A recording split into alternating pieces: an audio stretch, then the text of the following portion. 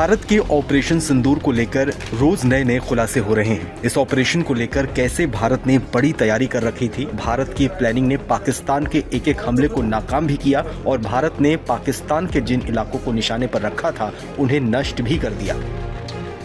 आज ऑपरेशन सिंदूर के दौरान भारतीय नौसेना की एक और बड़ी तैयारी का खुलासा हुआ है। ऑपरेशन सिंदूर के दौरान 4 दिनों तक संघर्ष के दौरान पता चला है कि पाकिस्तान का कराची बंदरगाह भारतीय नौसेना के निशाने पर था। खास बात यह है कि 1971 के जंग में भी भारत ने कुछ ऐसी ही स्ट्रेटेजी अपनाई थी और उस दौरान पाकिस्तान के कराची पोर्ट को तबाह कर दिया था।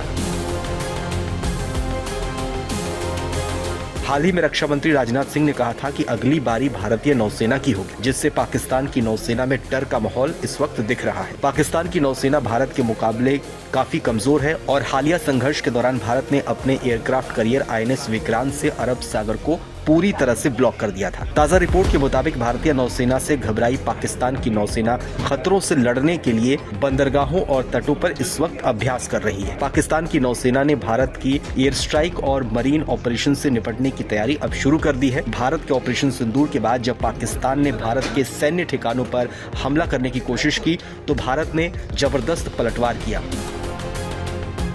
इस दौरान भारतीय वायुसेना ने कम से कम 12 पाकिस्तानी एयरबेस पर हमले किए। भारत ने एयरबेस पर हमलों के लिए पाकिस्तान के 2 F-16 लड़ाकू विमान, 2 JF-17 फाइटर जेट और 2 AWACS सर्विलांस एयरक्राफ्ट को खत्म कर दिया। पाकिस्तान वायुसेना का 70% से ज्यादा सर्विलांस को भारत ने नष्ट कर दिया। इसके अलावा भारतीय नौसेना ने अरब सागर को पूरी तरह से ब्लॉक किया हुआ था और अगर पाकिस्तान की तरफ से और आक्रामकता दिखाई जाती तो फिर भारतीय नौसेना का अभियान शुरू हो सकता था। भारतीय नौसेना की मिसाइल क्षमताएं और समुद्री निगरानी सिस्टम पूरी तरह से अरब सागर में एक्टिव है। इस वक्त भारत ने अपने पनडुब्बियों को भी, जिसमें परमाणु पनडुब्बियां भी शामिल हैं, उन्हें पाकिस्तान को मुंहतोड़ जवाब देने के लिए समुद्री अभियान में लगा रखा है। ऐसे में भारतीय रक्षा मंत्री राजनाथ सिंह के उस बयान ने पाकिस्तान की रातों की नींद उड़ा दी है, जिसमें उन्होंने कहा था कि अगर पाकिस्तान दोबारा कुछ भी बुरा करने की कोशिश करेगा तो इस बार उसकी तबाही समुद्र से शुरू होगी।